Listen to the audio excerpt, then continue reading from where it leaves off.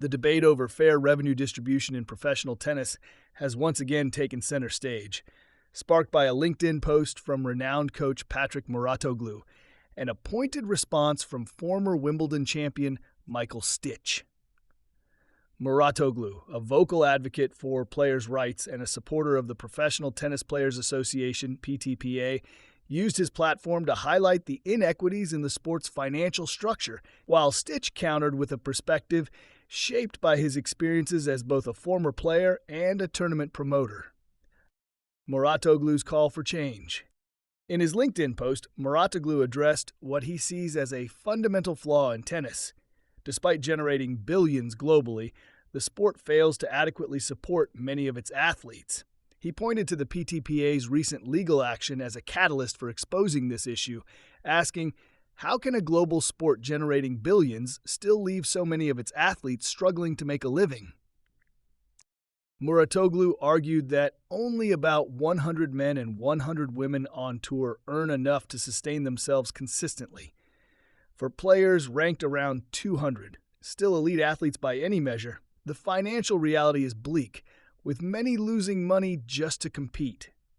That's not sustainable, he wrote, asserting that in a sport as commercially powerful as tennis, the top 500 players in both men's and women's singles should be able to make a living. He identified the revenue split as a key problem, noting that players currently receive just 17% of tennis's total revenue, compared to 30% to 50% in other major sports. However, Mouratoglou emphasized that the issue isn't solely about increasing players' overall share, it's about how that money is distributed.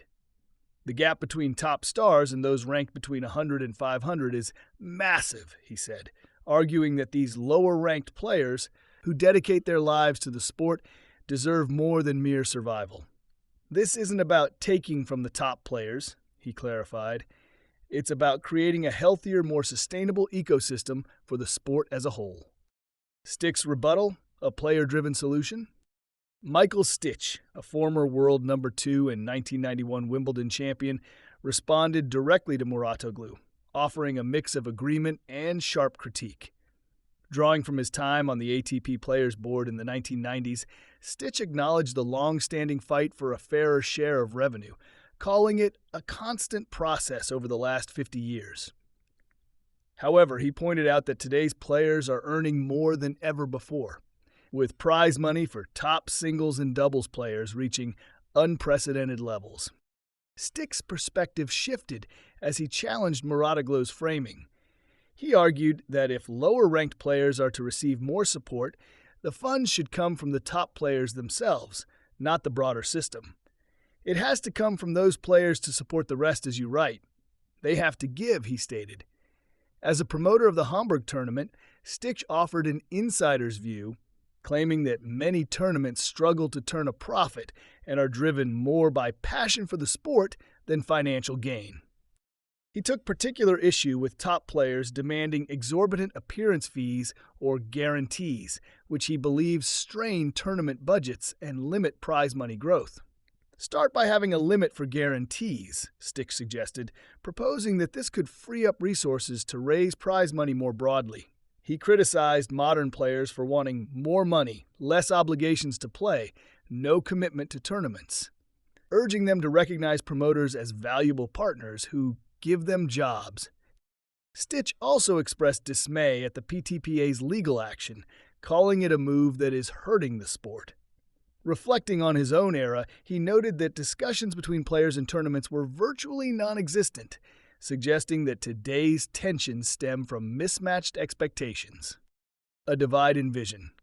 The exchange between Mouratoglou and Stich reveals a deeper divide in how tennis stakeholders view the path to financial equity.